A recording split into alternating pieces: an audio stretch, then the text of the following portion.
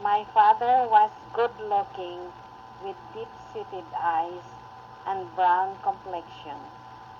His father was half Spanish.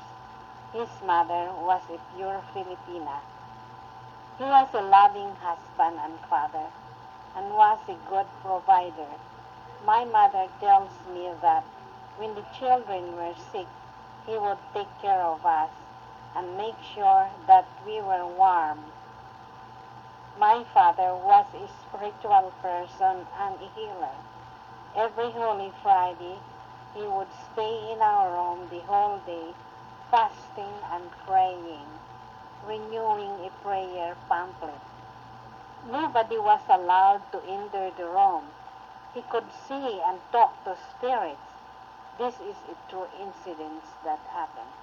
We had a tree in our backyard. My father wanted to cut the tree because there were too many leaves to clean. He found out that spirit beings live in the tree. He told my father not to cut the tree. There was communication between my father and the spirit beings. My father insisted he will do the cutting. He cut the tree in such a way that it will fall down away from the house, but instead it fall down on our house and damage our kitchen. My father's hobby was fishing. He would ask my mother what fish she wants to bring home. She would tell him a specific fish, and when he comes home, he brings home the fish she mentioned. This goes on every time he goes fishing.